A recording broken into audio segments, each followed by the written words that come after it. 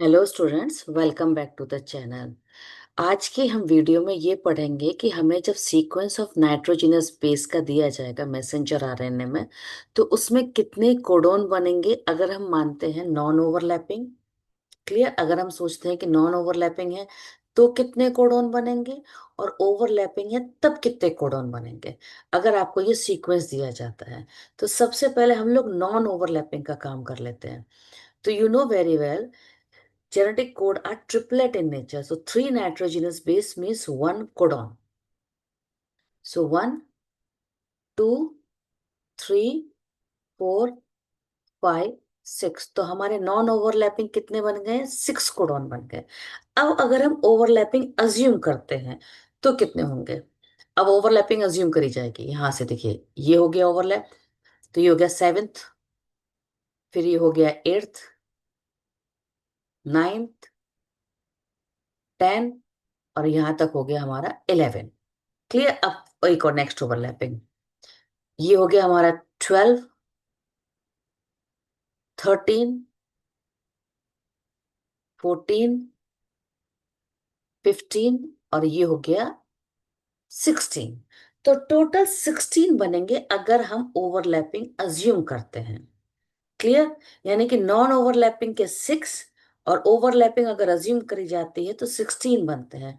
तो simple formula अगर हमें बनाना है तो क्या है? सिंपल फॉर्मूला कि जितने भी आपको बेस दिया जाएगा, जितना भी नाइट्रोजनस बेस देंगे, उसका -2 कर दीजिए, वो आपको नंबर ऑफ कोडोन बन जाएंगे। किस केस के लिए? ओवरलैपिंग के लिए।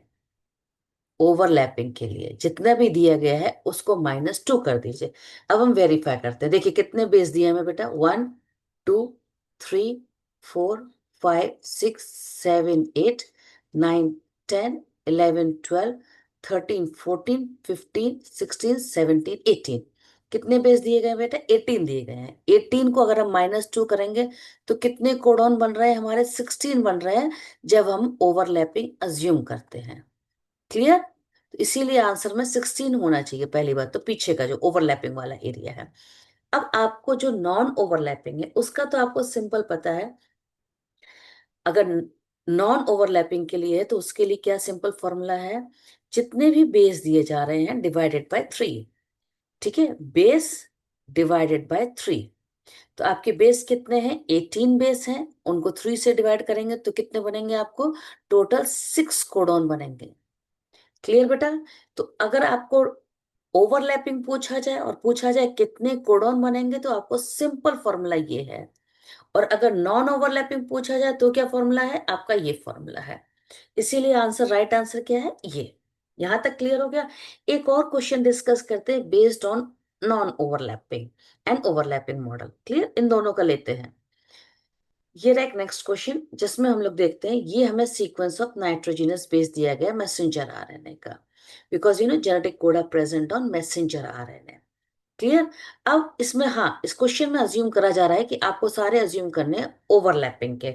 तो कितने कोडोन होंगे? How many codons are present? तो अब हम लोग स्टार्ट करते हैं विद ओवरलैपिंग। तो सी बेटा, सेट ऑफ 3 पहले बना लेते हैं। ये हो गया 1, 2, 3, 4। क्लियर? अब हम ओवरलैपिंग स्टार्ट करेंगे यहां से।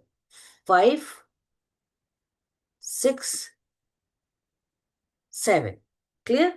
अब आ जाइए, अब यहां से स्टार्ट करना है। देखना, 8, 9, और ये कितने हो गए टोटल? 10। तो आंसर क्या होना चाहिए? नौ ओवरलैपिंग कोडोन कितने बन सकते हैं? मैक्सिमम टोटल हमारे 10 बन सकते हैं। अभी हम लोगों ने याद करा था एक फॉर्मूला। फॉर्मूला क्या था? कि जितने भी बेस दिए जा रहे हैं, नंबर ऑफ बेस, उसका -2 कर दीजिए। जिस आपको क्या मिल जाएगा? कोडोन मिल जाएंगे। किस वाले? कौन से वाले? Overlapping codon. अगर हम अज्यूम करते हैं ओवरलैपिंग कोडोन। क्लियर? तो देख लेते हैं बेटा कितने बेसिस हैं।